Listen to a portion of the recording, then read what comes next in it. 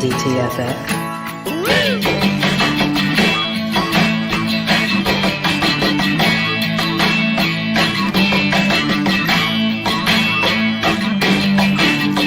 Once again, here is Drinking and Talking Fantasy Football with your hosts, Dustin Lunt and Jake Trowbridge. Ladies and gentlemen, welcome into the Drinking and Talking Fantasy Football podcast. You might have already noticed that we lied to you up front with that introduction because Dustin Lunt unfortunately cannot be here for this week's episode.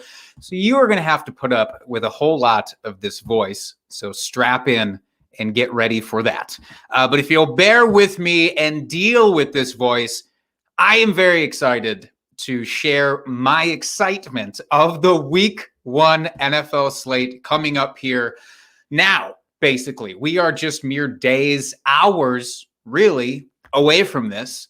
And it's been a long offseason. So I think we all deserve this football happening this week. I think that we've been good enough. We've dealt with it and the absence of football enough. And so I am excited personally to finally get into real NFL action. I'm sure that you are too. I'm not going to dilly-dally anymore. This is probably going to be a briefer episode without my counterpart here. And you're just going to have to deal with that too. But we are, of course, still going to talk about, or I am going to talk about what I am drinking this evening. Now, if you are watching, you will see this upside down can because apparently whoever made the beer was also incredibly drunk when they put the label on, but it is a Stone Brewing Extravaganza. It is an imperial stout made with chocolate, cinnamon, nutmeg, some spices in there. I don't know. There's a lot to it, but it is pretty wonderful. So I'm going to be drinking that for tonight before I'm quickly switch into my backup beer. Let's be honest here. But before we dive into the meat of this episode, or before I do, I keep saying we, like Dustin's here. He's not here. Come back soon, Dustin. This job sucks. But before we dive into the meat, which is all of the previews, talking about the waiver wires that should be on your mind, you know, who you should be looking to add before the Week 1 games actually kick off, going over some injury updates, people that you need to be maybe concerned about already, because of course, fucking injuries are already a thing. Some surprise cuts to rosters that maybe we all thought were locks to make the team and maybe even be super fantasy relevant that are no longer going to be so. And then some muddied backfields. You know, Week 1, there's still a lot that we don't know about just yet. And a lot of that just comes down to who in the hell is the starting running back for a given team. So we're going to dive into that as well. Might have some people popping in and out here of the stream. Who knows? And then we are going to get to my start of the week, which I'm very excited to share with you all. But before we do that, I am still, damn it, even though Dustin is not here, I am still going to give you our favorite damn segment every week. It is the drunk trade of the week. Drunk, hammered drunk. Drunk trade of the week. So this week's drunk trade of the week comes into us from Reddit user thedude_1021. Says, I was slamming Mike's Hard Lemonades. Great start to any story, by the way. And I traded Michael Thomas when he got hurt Week 1 of last year for Robert Woods. It actually wasn't that bad of a trade looking back on it, they say. Yes, dude. Yes, I believe that you are correct. That is not a bad trade looking back on it. For reference, this was a Dynasty PPR format, from what I believe. Look, if you are, let's say, 6-7 Mike's Hards in on a given evening, and a player of Michael Thomas's caliber gets hurt while you're doing so, I think the natural inclination is going to be, let's go shop this guy. Let's go do whatever kind of fire sale I can here to try and get somebody coming back onto my squad that is not hurt, that I can actually start. And Robert Woods is not just a starter. He is a goddamn saint. Basically a fringe wide receiver one for you. Yeah, he's a little bit older than Michael Thomas, I think by maybe a year and a half, 2 years. It doesn't matter. It's Robert Woods. Still, if you propose this trade to me now, I would still say Robert Woods is probably the guy I want here. Michael Thomas already dealing with being out for a few weeks at minimum to start this season. So who knows if he's ever going to play for the Saints again? Honestly, at this point, it's just as possible that he's like done forever because Michael Thomas seems to be a petty enough guy where even if he's not injured necessarily, you know, he might still just not do anything because fucking Michael Thomas. Am I right? So the dude 1021, I personally enjoy this trade for you. I think the Mike's Hard Lemonades steered you in the right direction, which is a sentence I never thought that I would say out loud. So I appreciate this for you, and good on you. Good on you for not just stashing that name, that Michael Thomas name on your roster forever because you feel like you have to, because he is Michael Thomas. Get out of here with that noise. If that happens, let this be a lesson. If that happens this year, God forbid, week 1, a star player of his caliber goes down, do not be afraid to go trade him away. I'm not saying you have to, and I'm not saying to overreact, but don't necessarily think, well, it's Michael Thomas, I got to keep him around, or it's, I don't know, Dalvin Cook, whoever it is. Don't feel like you have to stash them just because of the name recognition there. That's all. That's all I'm saying. All right. Before we get into all of the news that's fit to not print, I guess, just to say out loud on a podcast, got to let you know that this week's episode is brought to you by Poor Richard's Farm 100% grass-fed beef snack sticks. You know what? 1,000% grass-fed beef snack sticks. These things are amazing. They're all natural ingredients. They don't give them supplemental hormones or antibiotics. The cattle get fresh air and open spaces. It makes for physically and emotionally healthier animals. They're good. They treat their animals well, and it shows in the product. There's a variety of flavors for you. You got barbecue hickory. You got teriyaki maple. You got the classic original, and then you got my favorite Tex-Mex mesquite. Right now, listeners, go on over to poorrichardsfarm.com. Get free shipping if you buy 3 or more packs, which, duh. Of course, you're going to buy at least 3 of these things, but you'll also get an additional 5% off if you use promo code DTFF at checkout. So go over there, get yourself some beef, treat yourself. You've earned it. It's week 1 of NFL football and you deserve some meat. God damn it. So go over to poorrichardsfarm.com, get yourself some meat. All right, now on to the meat of our episode here. Week 1, what are the matchups that you should be paying attention to most for a fantasy perspective? I'm going to throw one out that's going to sound gross. So prepare yourself. It's one of the first games of Sunday. And it is not the sexiest teams playing. In fact, it's the opposite of that. It's the slothiest teams. It's the Jaguars against the Texans. This is going to be a slot fest. And I'm here for it. I'm here for the sloppiness of the Texans, who are probably on a fast track to 1-16 season. I won't say 0-17 because it's best intentions. They might want to tank. They're not even going to be able to do that well enough. So I think the Texans, let's call them a 1-16 team against the Jacksonville Jaguars. New head coach, Urban Meyer. Everybody's very excited about Herb.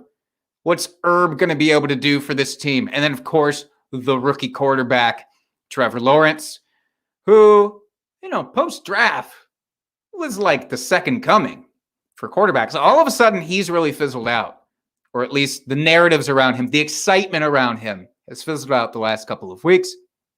And now it's like, what's he going to be able to do? Well, it's the Texans, so he ought to be able to do enough. And he might as well, let's say, chalk up a victory here, an easy victory, probably. But what can you do with the wide receivers on the Jaguars? Because right now you've got DJ Chark, who had some injury issues. Seems all for naught. Seems like he's slated to play here. Then you got Laviska Shenault. You've got Marvin Jones. You've got James Robinson. You have basically no tight end worth mentioning. And then you've got the Texans, the garbage heap Texans, which will be led by Tyrod Taylor. Got my guy Brandon Cooks is over there. He's kind of the saving grace of this entire game, quite frankly. Just tune in to watch Brandon Cooks do what Brandon Cooks does. Just decimate opponents and get no respect for it. And then you've got this gaggle of weird running backs trying to make for one serviceable combined running back for the Texans. I don't know. It's not great. And you got a rookie, Nico Collins, wide receiver. People are excited about him. I'm not saying any one of these players is going to be amazing for fantasy. I'm not saying any one of these players is going to win you a week, certainly. But I think people who are staying away from this matchup entirely are losing some value. I think that a sloppy game of this nature could actually turn into a shootout of sorts. And it's not going to be great to look at while you're looking at it. But afterwards, as you see some of the points rack up on your lineup, I think you could be excited. Again, Tyrod Taylor's an actually good quarterback. Nobody wants to admit that, I don't think, because, again, he's not a huge name. But Tyrod Taylor is a good quarterback. He has rushing upside. He has a better deep ball than people give him credit for. And he does at least have somebody to throw to. He has Brandon Cooks. He doesn't have much else, but he has Brandon Cooks to throw to. And the Jaguars aren't scaring anybody. The defense isn't scaring anybody. Neither defense is scaring anybody. So by that alone, I think the ineptitude of the coaching staffs and the mediocrity of the defenses could put this into a somewhat high-scoring event, for lack of a better word. Maybe not event. That feels like a bit much for this game, but I do actually like that matchup. If you're into the high-scoring, more tight affairs, more professional-looking affairs, then might I interest in you, the Cardinals versus Titans.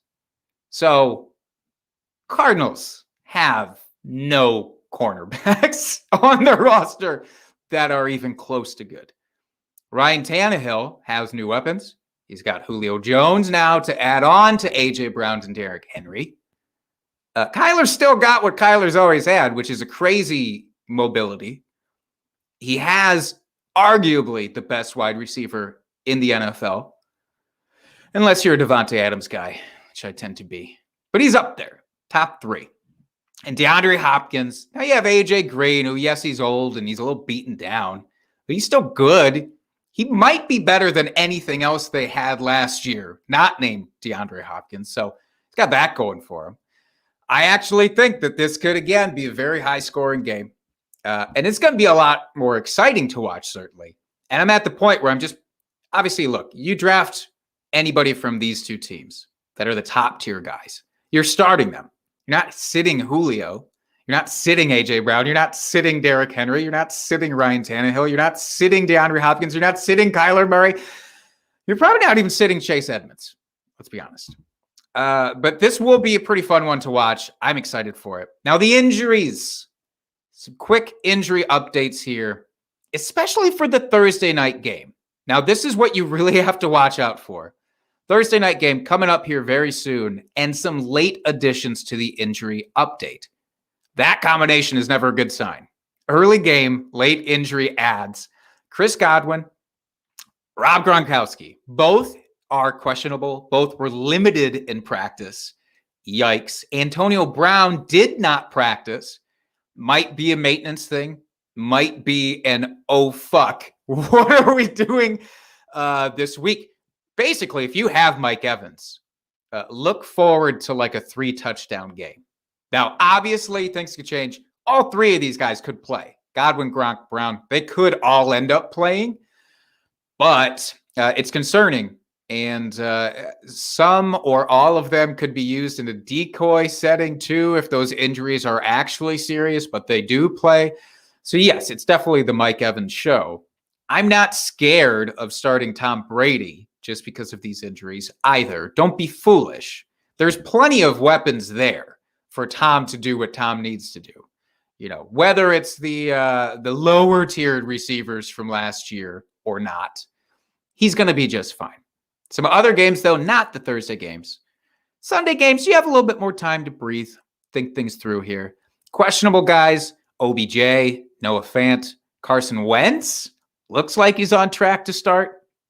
Maybe. We'll see. Josh Jacobs missed practice today, Tuesday. That's bad. That's bad vibes. So definitely keep an eye out for Josh Jacobs. Still not sure I would want to start Kenyon Drake if Josh Jacobs misses, but if you're in a pinch, he might be serviceable. We'll see. Saquon Barkley, very close to being cleared, quote unquote, very close to being cleared. It doesn't make me super thrilled to see that he's very close. I would like him to be cleared already, so that in the very few places I have him, I can feel confident. Now, they might still just be working him back in, though the workload could very well be reduced for Saquon.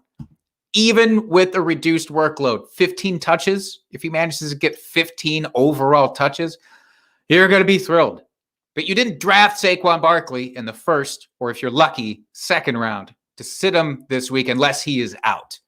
Otherwise, you start him, you deal with it, and you take whatever points he's going to get you. And I don't want to hear this bullshit about last year or in that first game, I think it was against the Steelers, where he got like 6 yards. All right, everybody's allowed to have one bad day. Don't hold that over his head for an entire goddamn year. Now, surprise cuts. I'm gonna keep this brief because there's only one surprise cut that I really want to talk about. There are some players who I was like, oh, I bet that guy was going to make the team. That's a little weird. But the only guy that got cut that actually gave me pains, like it pained me in the side to see that the Patriots cut Cam Newton. Let me say again, the Patriots cut Cam Newton. I've been on record, my absent co-host Dustin has been on record as saying that we loved Cam this year as a value play. That guy that you could get at like the very end of your draft. And I mean the very end, the last round. You could probably pick him up off of waivers after your drafts were all settled too. He's gone, and he hasn't been picked up by another team just yet. That might change. Maybe a couple weeks in, somebody realizes they need a better backup. Cam could get picked up. But the fact that he did not make the roster, obviously, if you were into Mac Jones, super cool for you. I'm happy for you. I'm happy for Mac Jones to see what he gets to do. I think it increases the value of some guys on that team. I think that Damian Harris gets a bump up. I think that James White gets a bump up. I think that most importantly, a guy like Nelson Aguilar, you might not have been thrilled about starting at all, maybe ever, even in your flex, is now very interesting. And I think that as the season goes on, you're going to see his star shoot up just a little bit, Nelson Aguilar. He's better than people like to say. There's the narrative. It's the drops. It's basically everything left over from Philadelphia. They hate Nelson Aguilar. But with Mac Jones there, yeah, it's interesting. The touchdown number should go up for everybody now because Cam's not going to be taking them in himself at the goal line. I think that's the biggest boon to all of your relevant players from the Patriots for fantasy. So you can be excited about that. Yeah, I'm not gonna waste too much time, like I said, on other cuts. There's fringe guys that I was interested in. Holly Waring's been cut by like 3 teams within the last week. So that's a bummer. Tight end, super sleeper for the former Texans. And then he went to, I think, Indianapolis. And then I think he went to the Patriots. I don't even know if he made the cut there. Sad day for Kahale Waring truthers. such as myself. But that's enough of that. Let's talk backfields. Ooh, let's talk muddy backfields. Yuck. But we do have to talk about some of these weird teams where we still don't know. We've talked about it a lot in this podcast throughout the offseason. These weird backfields where it seems like it could be a split by like 25% cut 4 ways. And there's some of them we've figured things out. It's become pretty evident who the starter is going to be. And there's some where we still really don't know. And let's start at the top of my list, which is the Denver Broncos. Denver Broncos, 3 weeks ago, this seemed more clear. It seemed like, well, Melvin Gordon is the guy to start. And then, we'll see. We'll see how he does. Not expecting the world, but it just seemed like a clear hierarchy. Melvin Gordon, then rookie Javonte Williams. And then all of a sudden, now all these nice things start coming out about Javonte Williams. Vic Fangio said he feels comfortable using Williams in any situation. Teddy Bridgewater, his quarterback, compared Javonte Williams to Alvin Kamara. So that's not nothing. I mean, I'm not taking this coach speak or player speak too far in saying that Javonte Williams is absolutely the man, but he was also held out of their last preseason game as a way to feature Melvin Gordon. You're not typically supposed to feature your veterans. You shouldn't have to. They should have been featured enough over their last several years in the league where you know what they're capable of. You're supposed to feature them guys. Javonte Williams. Instead, nah. We're going to feature Melvin here. So that all to me adds up as ickiness. I'm not super stoked to start either of them, but I will start both of them. Not expecting the world, but they're going against the Jets. It's going to be a rough transition for the Jets. Yes, the Adam Gase Jets are gone. It's not as easy for Denver, but it's still going to be rough. They're starting a rookie quarterback. Their defense is still acclimating. So I'm going to start both there, both flex plays. San Francisco is playing at Detroit. This is one where we've been keeping an eye out. One of those cuts, actually, surprise cuts from earlier. Wayne Gallman, my guy Wayne. I was so excited for him. I mean, not like really excited, but I was a little excited for him. I thought eventually he would have usable weeks as the de facto starter for the 49ers, because you can practically guarantee any 49ers running back is going to be the guy for like 2 weeks at least, because that's just always how it goes. But he's been cut, so that clears a path at least for Trey Sermon, rookie, who a lot of people were already expecting to be the number 2 at worst. But now it's him and Mostert. Now, Raheem Mostert, the big knock against him has always just been he's hurt. He's almost never able to start because he's hurt. But when he's healthy, you have to start him because as of right now, he's still the guy. He's still at the top of that depth chart. And so for this first week, this is your gift if you drafted Raheem Mostert, that now you get to start him.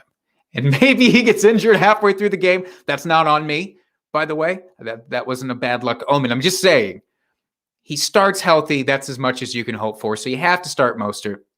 That's who I'm preferring there. Tampa Bay. Oh, Tampa Bay. We just talked about all the injuries. So that's actually good, potentially, for whichever running back is the guy. And I'm just going to say it. It's Ronald Jones. And what do the kids say? It's not even close. Yeah, it's not even close. Leonard Fournette, I've talked about. I don't know what his role is on this team. He's not the pass catcher. That's Gio Bernard, who does appear on track to play, by the way. It didn't seem as if that was going to be the case, by the way. He did show up just a wee bit injured during practice this year, but it looks like he is on track to play as well. So Gio is the pass catcher. Ronald Jones is a better all-around runner than Leonard Fournette is. He's been impressing in camp. He always impresses in camp, but He's doing it again. Starting against Dallas with those guys all injured on the receiving core. Yeah, it's Rojo. I'm not going to feel great about Ronald Jones most weeks this year, but this week I actually feel pretty great about it. Now, Buffalo gets to play Pittsburgh. Zach Moss or Devin Singletary. Is that a question that you want to answer? Is that a question that you even want answered by me right now? Because personally, I'm not going to start either until one of them has a clear breakout game. And by that, I mean, can either of them just give me 80 yards and a touchdown at least? Can you do that? And can you even do it maybe twice? That would be great if you wouldn't mind. But I'm not comfortable starting or Devin Singletary this week against the Steelers. So I'm passing. I'm passing on both. Catch me later. Catch me later in the season, and I might change my mind. Now, Los Angeles Rams get to play Chicago, and they signed Sony Michel. Big fucking whoop for right now. I'm sorry. I'm not going to apologize for not thinking that Sony Michel is going to come in and bust things open, that he's going to suddenly become the usable guy in the Rams backfield. That's nonsense. It's always been Darrell Henderson since the Akers injury. I'm not changing my tune right now. If you want to try and play Michel as a flex because he's going to get the workload that Xavier Jones and Jake Funk might have before he was signed, I mean, go for it. But that feels gross too. Sony Michel has to learn this offense still.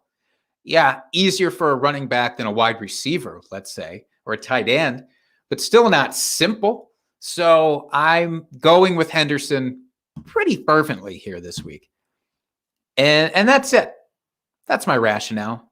You don't have to worry about the rest. The rest of the backfields, truly, though, we basically have a starter in order. If I did not talk about them at all, that means either it's clear-cut starters or it's a backfield I'm entirely staying away from. The Jets, for example, prime example. Not touching them at all. So I'm not even going to bother talking about them. Stay away from the Jets week 1. All right. Waiver ads. If you have drafted, and I hope that you have, or I hope that you are very close to finishing it up if you haven't, then you have a decision to make. Do I stick with the guys that I actually drafted? These late round guys that I was excited to stash? Or are there some guys hanging out on waivers right now that I could pick up and I could actually be psyched to have on my roster? The turnover, it's never too early for roster turnover. So if you have some question marks on your bench or some guys that you had picked up because it looked like they were going to have a role, and now all of a sudden, because somebody else got added to the team, now they don't have a role. Hey, Quadre Allison. Maybe you were a fan of Quadre Allison as a backup running back in the Atlanta backfield because you weren't a firm believer in Mike Davis. Well, now they added Wayne Gallman, who I just talked about was cut from the 49ers. Now maybe you got to find a replacement for old Quadre. Then might I interest you in Wayne Gallman? Not to make this an entire Wayne Gallman episode, but I'd be okay if I ended up doing that. But I do think that Gallman is a pretty solid guy to stash on your bench, especially if you have a deep bench. Let's say you have more than 7 spots, or at least 7 spots on your bench. Wayne Gallman is the perfect guy to go ahead and throw in. Cut some of those guys where it's like, it's going to take 3 good things happening for them to even see relevance in any facet. Cut those guys. You don't stash those guys for 5 weeks on the hope that the starter gets injured and then the coaching staff has a sudden change of heart and then the quarterback carousel begins to turn. There's too much. You don't want to have to rely on 4 variables to get your guy into the mix. Wayne Gallman just needs 1, which is either one of 2 things. Mike Davis is not very good, and so Wayne Gallman takes over almost immediately. Maybe not week 1, but a couple of weeks in. Or Mike Davis gets hurt because he's not used to carrying a huge workload. It's happened very rarely in his career. So either of those two things can happen, and suddenly Wayne Gallman is super valuable for you. So he is my main pickup for this week. You might also be interested in Tony Jones, who is the backup in the New Orleans Saints backfield. Latavius Murray was just cut. Didn't talk about that at the top. Murray just cut. It's Alvin Kamara, of course, who is going to get 90% of the touches probably, but those 10% that are hanging out. No, I mean, realistically, the backup could see 25%, 30% there. And in that offense, it's nothing to sneeze at.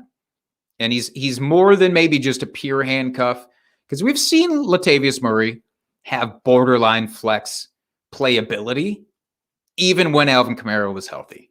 So those are my two guys that I want to feature here. Go out and get Wayne Gallman and Tony Jones. If they're hanging out there, I'm sure they are. They're both under 30% rostership right now, according to ESPN. Go get them. All right, now start of the week. Just going to give you the one. I'm gonna let Dustin give his on Twitter if he chooses. But my start of the week, I talked about it up top. The show of shows, the Jacksonville Jaguars versus the Houston Texans. It's gonna be a slop fest, but there still could be points to be had, honestly. And James Robinson is somebody that you have to consider starting against Houston. Are you worried about Carlos Hyde? No, not really. He is going to make James Robinson so that he doesn't get 90% of touches like he did last year. And that's fine. He's going to get like 70%. And the rookie quarterback is likely going to be dumping off to James Robinson quite a bit, because rookie quarterbacks in their first NFL starts tend to not be great. They tend to kind of stink historically. Not saying that that's going to be the case necessarily for Trevor Lawrence, or that that's going to be the case throughout the season for him. But this first week, I am all about that. A lot of people are going to be talking about Gus Edwards. And yeah, Gus is a great play as well. I'm just not highlighting Gus Edwards because he feels like a trap in a weird way. I'm not projecting that Gus Edwards fails you for fantasy. Do not get me wrong. I would never say that. I might think it up here, but that's the kind of thing that gets you tarred and feathered on Twitter and on social media. So I'm not going to say that. I just actually weirdly feel like James Robinson could be a safer play somehow this week than Gus Edwards. And God help me for the comments I'm going to get on that. Again, Gus Edwards, very good. Start him. You start him. God damn it, you start him. But you also start James Robinson. So 2 starts of the week. I did it. Neither of those were Dustin's, by the way. Dustin's was a wide receiver. Pester him about it on Twitter. I'm sure he will tell you almost immediately. Maybe give him a few minutes to answer. But I'm sure he'll be more than willing to share. All right, folks. It was a short episode this week with just myself holding down the fort. I do still want to remind you, always check your waiver wire for dropped players. It is never too early to start hunting. People sometimes are stupid. Your league mates, they can be stupid. They might drop some folks because they had some wires crossed about who was actually picked up and who wasn't. Or maybe they thought that this guy actually, his name was Anthony Jones, but it's Tony Jones, and they get confused and they don't understand things. So check your waiver wires, check them often in case you have some stupid drops out there, and then fight your league mates to pick them up. Physically, fight them. That's what I'm going with here. I just realized I've been talking so much, and this is the downfall of hosting this thing solo. Aside from a lot of things, Dustin makes this look so easy, by the way. Dustin makes this look like the easiest job in the world, and I'm just the doofus hanging out in the background, getting to throw in barbs every once in a while, jump in when I want for the most part. But Dustin makes this look really good. But also, I haven't drank almost but at all from my beverage because I've just been talking this whole goddamn time. So let me remedy that.